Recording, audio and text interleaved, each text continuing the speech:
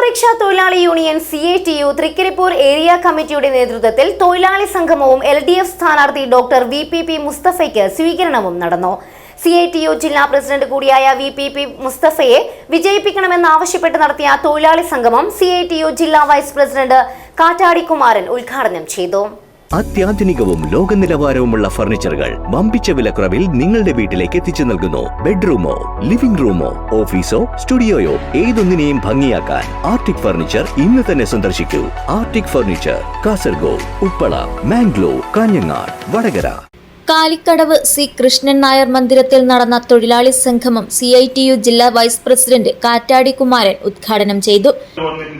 സാമ്പത്തിക നയത്തിനെതിരായി എത്ര സമരം നമ്മൾ നടത്തി.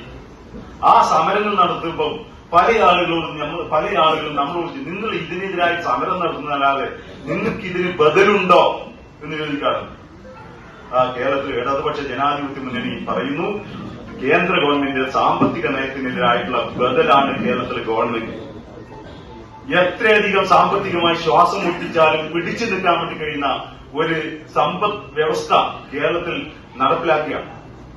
പറഞ്ഞു തന്നാൽ കേരളം ഈ 2031 ആകുമ്പോഴേക്കും കേരളം വലിയ സാമ്പത്തിക രാജ്യങ്ങളെ പോലെ ഉള്ള ഒരു സംസ്ഥാനമായി കേരളത്തെ മാറ്റും സമ്പദ്ഘടനയിൽ.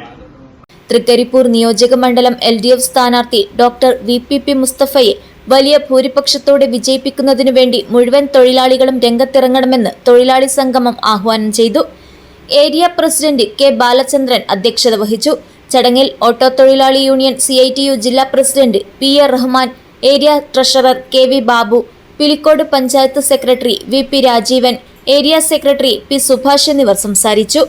എല്ലാ മനുഷ്യരും തുല്യതയോടുകൂടി ജീവിക്കണം, അങ്ങനെ ഒരു അന്തസ്സായ സമൂഹം ഉണ്ടാകണം എന്ന സങ്കല്പത്തെ ഇല്ലാതാക്കാൻ വേണ്ടി കഴിയില്ല. അതുകൊണ്ട് വോട്ടിനിട്ട് തോൽപ്പിക്കാൻ പറ്റുന്നതല്ല ഇടതുപക്ഷം. ഇടതുപക്ഷം എന്ന് പറയുന്നത് ഈ ഉയർന്ന മാനവിക മൂല്യങ്ങളുമായി ലോകമാകെ നിലനിൽക്കുന്നതാണ്.